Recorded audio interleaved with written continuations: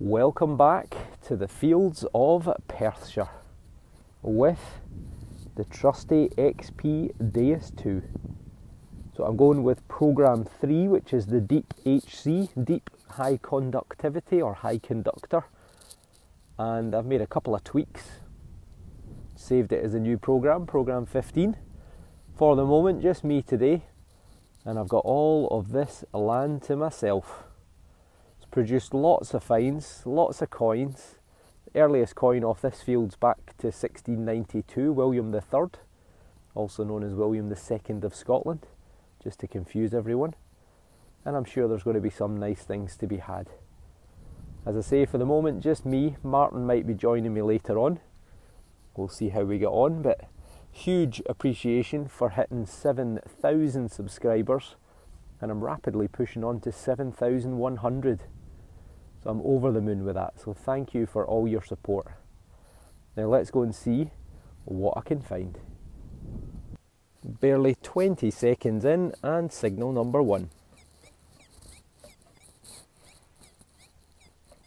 Coming in 81, 84. Sounds a little bit squeaky though, so I've not got high hopes, but let's see what we get. And we've got ourselves a big piece of copper pipe. Maybe weigh that in for scrap. Otherwise, it's junk. Hopefully not more copper pipe, because I'm only 10 metres away from the last piece. Bit more stable. 80, 81. And it seems to be quite a small target.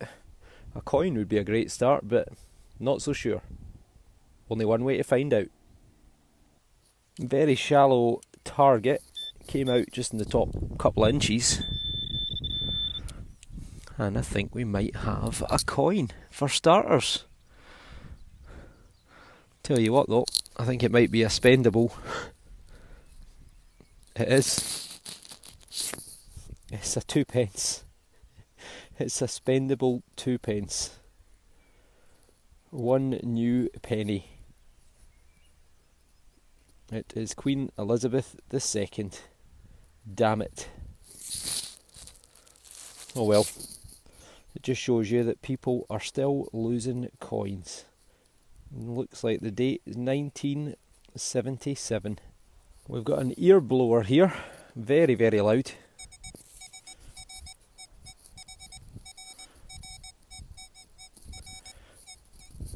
Solid 83.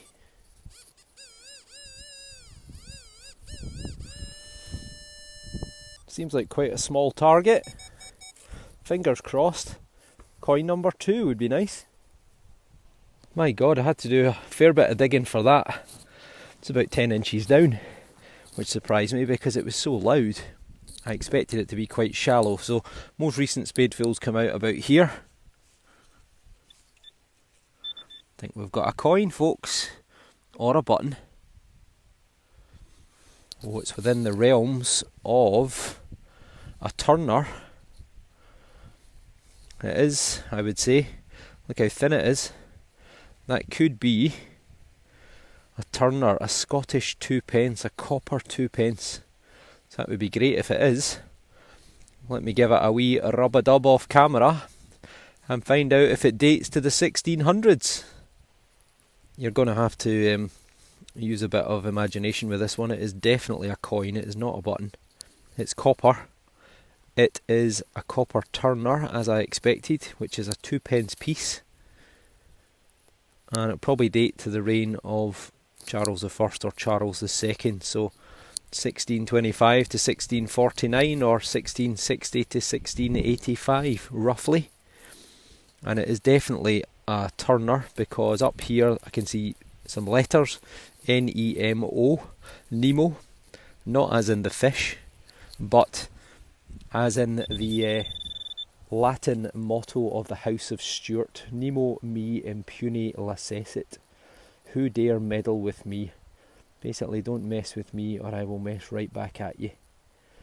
And this coin would have had a thistle, or a crossed sword and sceptre with a crown on one side, and the letters CR or CR11 for Charles I or Charles II. Still, it's a 17th century coin that dates sometime between 1625 and 1685. So a very good sign, and I'm very close to where we believe there's an old roadway that goes across this field, so I'm going to pan out from here and see if there is more to be had. I had a really loud 25, which I assumed was going to just be junk, and it is indeed. It's a bit of hot rock, which this machine generally just cancels out, which is great because the XP Gold Max Power used to find loads of it. So just a piece of sort of charcoal-y type stuff that gives off a magnetic, a metallic, not magnetic, a metallic signal. However, I think I might have an ancient relic right here. And I do have an ancient relic, because that is a piece of flint. That is a huge, big lump of flint. Let me just give it a better rub up off camera. In fact, that might be another bit there. That is another bit there. 2 bits of flint. Right, these could be very old. Let me give these a rub up and get back to you. Now, this might actually be the oldest thing that I have ever found while metal detecting, and it is not even metal. An eyes only find, so you should always keep your eyes open. And you see there, it's actually one piece, and this bit here is broken off, probably when they've harvested the carrots very recently. But that is flint. It's either a waste piece for flint tool making, or it is an actual tool itself. It's been bigger than this and been broken, maybe like an axe head or some sort of pick head or something like that. But this could be incredibly old. The oldest flint tools ever discovered in Scotland are from around about 12,000 BC, so about 14,000 years ago from the Stone Age.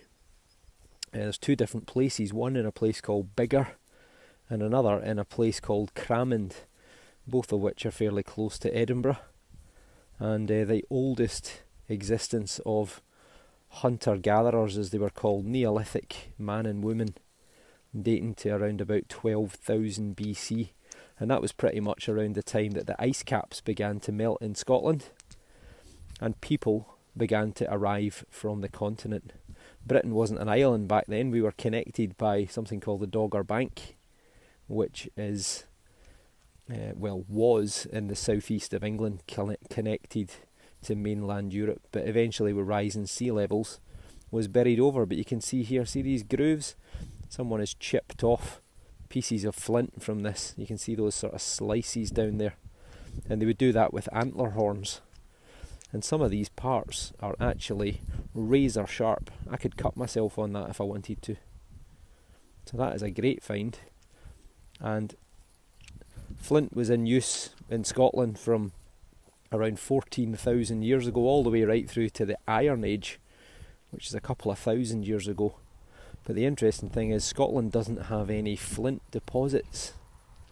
So this must have come from at least Yorkshire, if not from the very south of England.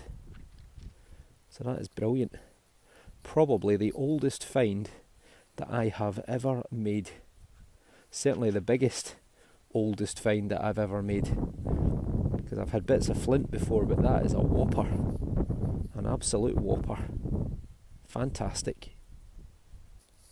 Another big solid signal. It's been pretty hectic so far. First 20 minutes, half an hour. A very loud 85, 86. Wouldn't say it's a coin though, but you never know. In the second spadeful, about 6 inches down, and I saw something round and big. Maybe like a fuel cap or something. There it is there. It's big and heavy. And I think we've got a hand grenade. Another bit of a hand grenade. Yep, I think it is. Look at the threaded marks. Definitely.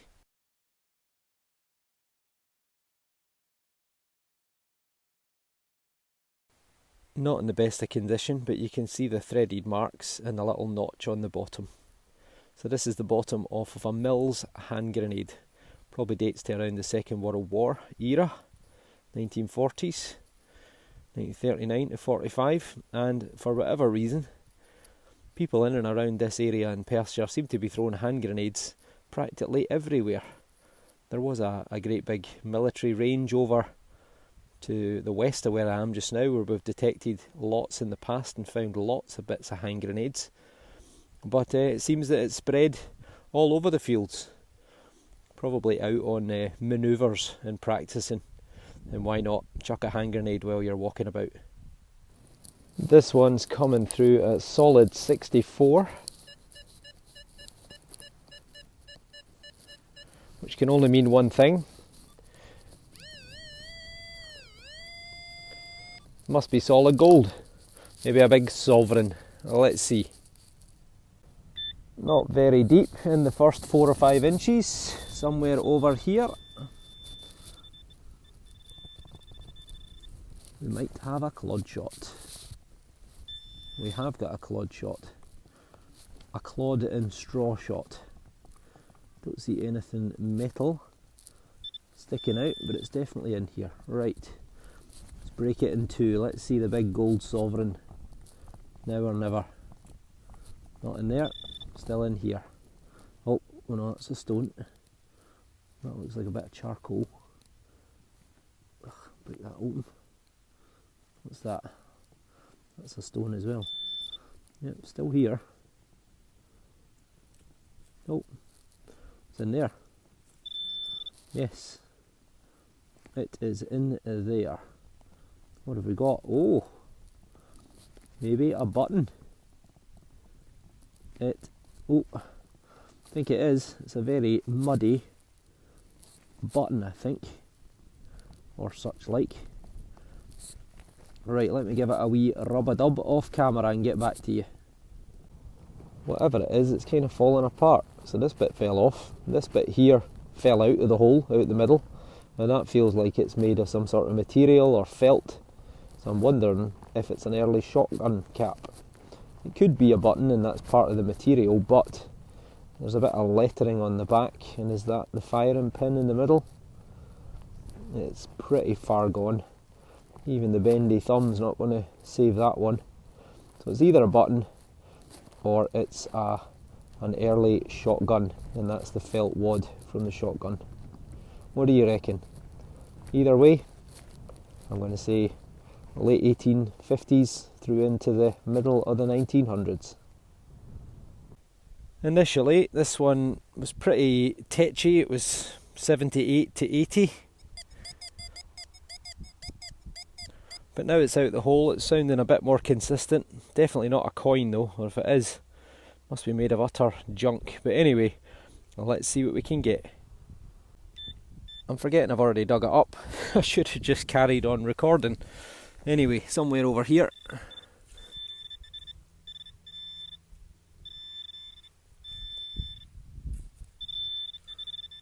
Somewhere. Small, whatever it is.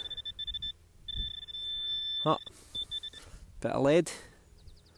Maybe. Looks a bit white, that's what it is. Now that is what it is. Could be a lead seal, maybe, or it's just a droplet of lead. We've got a bit of decoration there. Yeah, we've got a something and a. Something and a. Definitely. Something going on there. Then this side. Some sort of square shape maybe. Right, let's give it a rub-a-dub and get the bendy thumb on it. Well, here it is. This is a lead seal. It's got the letter R and A and a number, a 3-digit number, something 37 I think it says. And the R and A stands for something like Royal and Atkiensen, or Region and Atkiensen, or something along those lines. And this is a custom house seal, and there's a clue on the other side to the country it comes from. This is Dutch. I often thought that these were Scottish because it's like a lion with a shield above, with a crown, sorry, above. But these are in fact Dutch. This is the Royal House of Orange. And this is like a customs seal, an import-export seal. And dates to sometime after the early 1800s, something like 1810 onwards. And this was basically to say that customs had inspected or duty had been paid on the item as it was being shipped out of the Netherlands and to obviously Scotland in this case. Now, what was it attached to? Well, could have been lots of things. Various flaxes, materials, probably the most common choices, but it could have been everyday things like different types of foods, grains, seeds, etc, etc. But I would guess it's probably related to material, flax or such like. Still, it's a nice find, probably a couple of 100 years old, and made of lead. And the number, the 137 or 237, whatever the number is, would be basically a reference number which would relate back to what was originally in the bag that this was attached to. Nice find. I'm happy with that. We have got a screaming 95. And on this occasion, I don't even need a spade because it's actually right there and it looks like a coin. It is. You're not going to believe it. It's another spendable. And it's been hit by something. Not me, because I didn't even need my spade. It is a spendable 2p piece. And there you can see, looking to the right hand side, Elizabeth II, 1976. So we've got a 1976 and a 1977. I'm sure that will clean up fairly well, but more importantly, I've now got 4 spendable pence. I've got another ear screamer right here.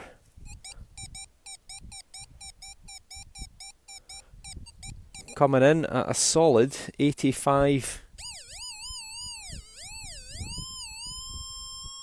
Could we have another coin? That would be nice. Maybe a big penny. No. Tin can. Damn. We've got another 2-for-1 signal here. We've got high tone. 79, 80, 81. And over here, a mid-tone. 52. And I can tell by the amount of water sitting there that this ground here is saturated. And I am no doubt going to get pretty messy digging these up, but let's see what we get.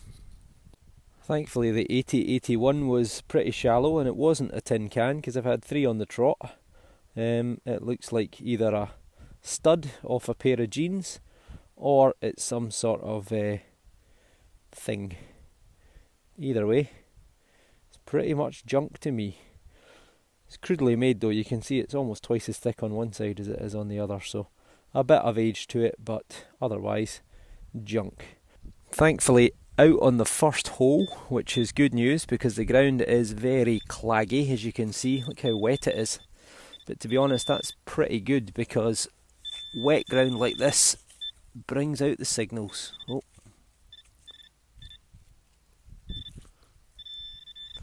Oh, hang on. We might have a 1p, maybe, or even worse, a pre-decimal halfpence. Now that definitely looks like a coin to me. And I think it's going to be a penny, although I've just dropped it. Right, nice. I love it when the mud's like this. We have got, I think we've got an old penny. Well, maybe not. It's Elizabeth II. And I think we've got a 6p. We've got a silver 6p. Right, let me give this a proper rub up and get back to you. We have Elizabeth 1-1, Elizabeth II, by the grace of God, Queen Regina, Queen. You can see her head looking to the right hand side, and on the other side we have Fid Def, Defender of the Faith, 1958, and it is a sixpence. Then you've got the 4 flowers or national plants of the countries. You've got the leek of Wales, kind of looks a bit like a pineapple. You've got the rose of England, the thistle of Scotland, and the 3-leafed clover of Ireland.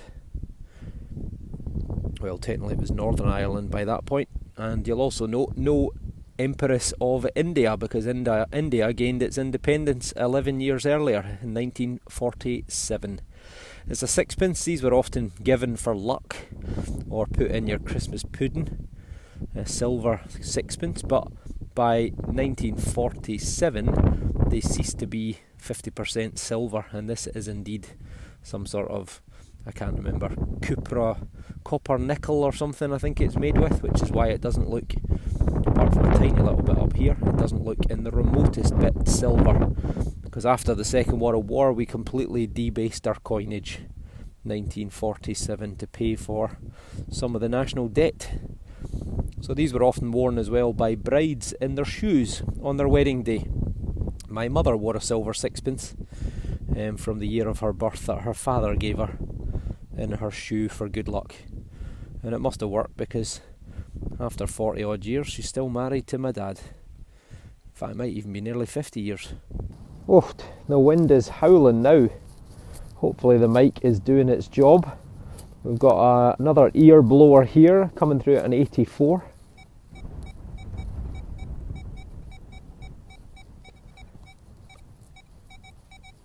Could be a coin. I don't think it's very deep, whatever it is, but let's find out. In fact, let's try and do a live dig. Oh, we're out. I can see it. Who needs a spade? And it is not a coin, it's a wee knobbly thing. It's a little doorknob, or a drawer handle or something, I think. Or a toggle or something. What do you reckon? I'd say it's going to be a little door handle, a little doorknob for a drawer, maybe. Well, we had a 74, but it really didn't sound very good. Very scratchy. I took a spadeful out just to see if it would improve, and I think we might have an ancient relic. Well, maybe not ancient, but definitely a relic. Is it a coin? A key? Is it a key? Is that bit hollow? It's not hollow. Well, it kind of is actually. It is, I think. I think that is a bit of a key. Might even be the whole key, depending on what's on the end. There we go. I think it is hollow. It's sort of a lattice style. Right, let me give this a clean up off camera and come back to you. 100% that is a key.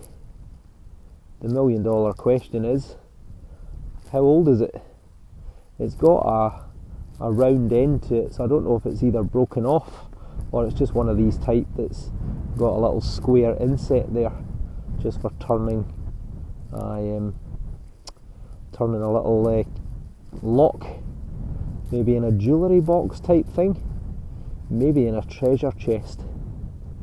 Date wise, I don't know, I'm going to guess it's probably Victorian, which would be sort of 1830s through to 1901.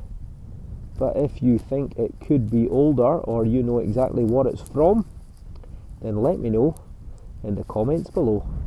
But I quite like that. Another slightly dodgy signal came through as a 67, and this is a beautiful rotten mushed up carrot. However, is it a buckle? No, I don't think it is. It's got a bit attached to it. Ouch, sharp, whatever it is. Ouch. Right, hopefully I've not cut myself. Right, it's a wee,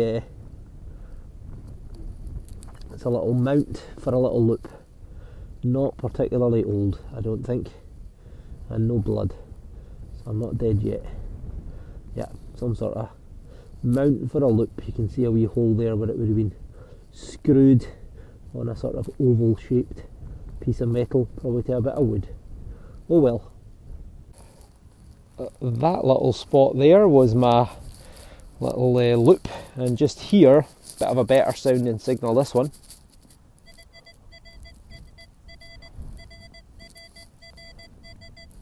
Solid 75.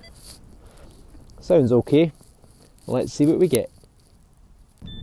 Okay, we're out the hole. Third scoop of asking, somewhere about here. Near the rotten carrots.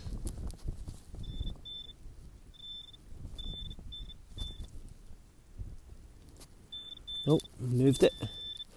We've got a coin, and I think we've got our first official silver. We have. I think we've got ourselves another sixpence. I think we've got another sixpence. It's gorgeous, George. It is George the Fifth. Always comes good when you need him most, doesn't he? Excellent. Sixpence. 1932. Okay, let's give it a wee rub-a-dub off camera and see.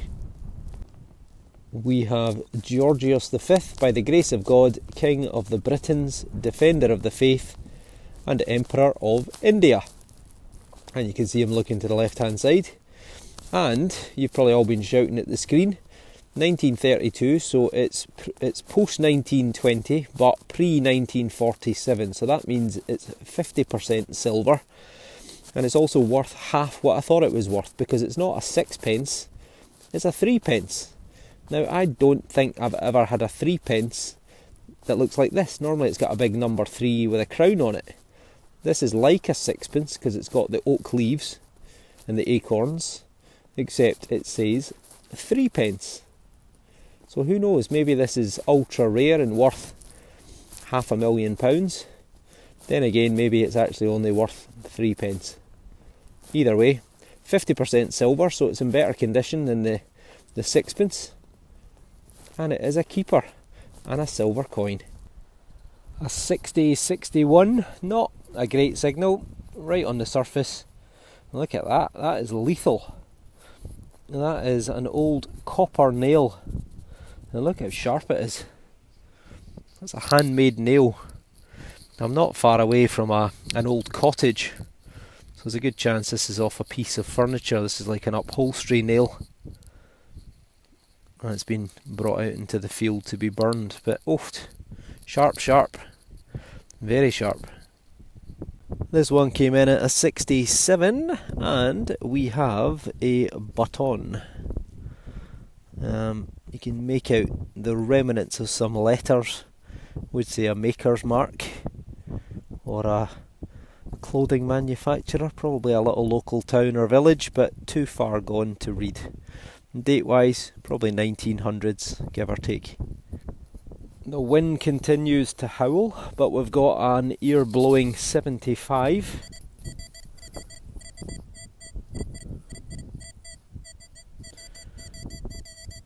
Or thereabouts.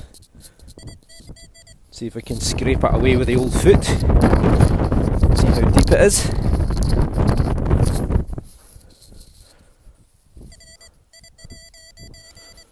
Maybe out, possibly.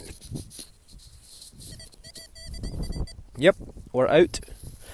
Let's get the detector out the way. It's a different kind of way to do a live dig, isn't it? Right. I think that last silver threepence was 73, 75, so fingers crossed. Another one would be nice.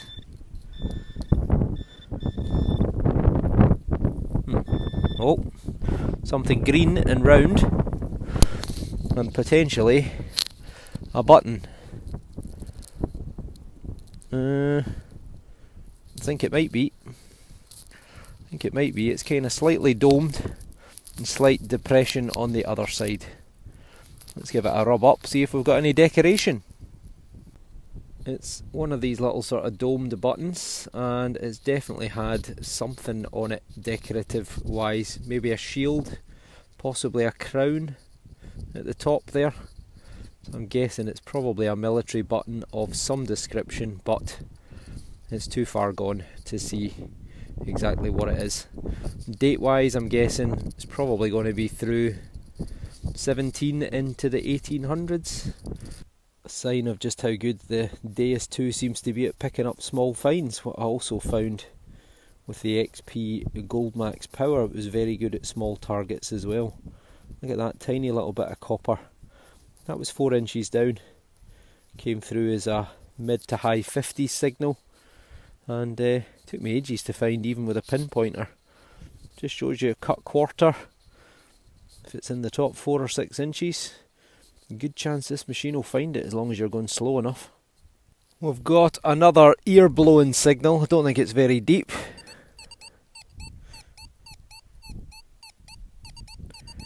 $94.95. I've been on a run with lots of bits of lead and tin. Oh,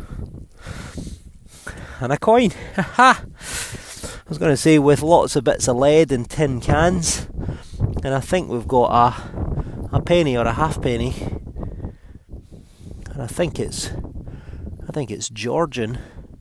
I think we've got a George the Third, possibly. It looks the right sort of size with that rim round the edge as well. Okay, things are on the up. Let's get the magic thumb on it and see what we can get. I think it's been right on the surface because it's not particularly wet. When you go down just an inch here, the ground is quite moist. You can see Britannia seated on the rock there, so not bad detail. Not sure if the date would be at the bottom there or if it would be on the other side.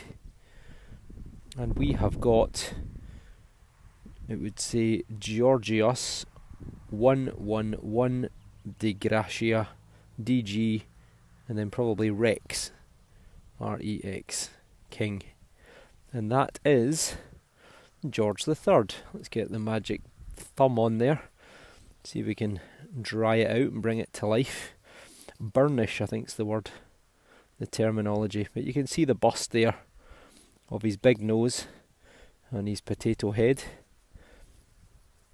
And this is George the Third, ruled from 1760 to 1820. You've heard it all many times before. The madness of King George.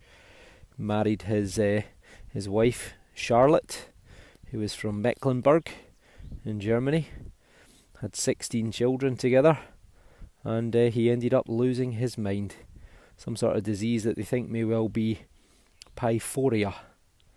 And his son, the future George the Fourth, took the throne as regent in about 1810 or thereabouts, while his father struggled with his mental health. So there we go, nice little coin. I think it's a halfpenny of George the Third. I've headed over towards the back of an old cottage, which looks like it's probably from about the 1700s. I was hoping that was maybe going to turn up a few things that have been chucked out into the back field, but so far all I have found is loads and loads of bits of lead.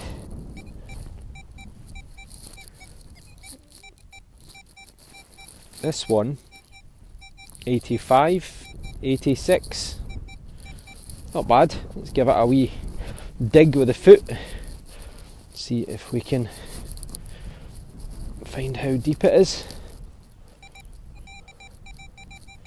Still in there. Okay, we're going to need to get this spade out for this one. Bear with me. Very nice, lovely tone. Georgius VI, by the grace of God, King of the Britons and Defender of the Faith and Emperor of India. And this would be the last year that would be or Emperor of India, because this halfpenny is from 1947. and India gained its independence in 1947. So from 48 onwards, I would imagine that it wouldn't say Ind Imp. Well, it's a halfpenny, and it's George the Sixth, and that is the King's, the Queen's, the present Queen's father. The King's speech, the stuttering King George the Sixth. If you've seen the film, pretty good film actually. Excellent, another coin. Yet again, another 64, 65, and another fragment of lead. This is all that I'm digging around this house. Probably fragments from an old building, an old roof, I would guess, but a bit of age to them. They've oxidised, and as I always say, can be a good sign. I'm liking the sound of this one. Solid 73. It might actually be too good. It could be aluminium, but I would have thought it's a bit low for aluminium, but what do I know? I can see something kinda round. It's definitely not a coin. It might actually be a key escutcheon. Or it could be, it's a key escutcheon, look. So we found the lead roof, now we've found the key to the front door. Well, kind of. We've got another ear screamer, and it's a 92. Well, it's an 87 to 92. And it's either going to be something really good like a big bit of silver, or it's going to be a great big tin can. Let's see if we can find how shallow it is. We're out. Well, I don't see a massive tin can yet. Somewhere around here.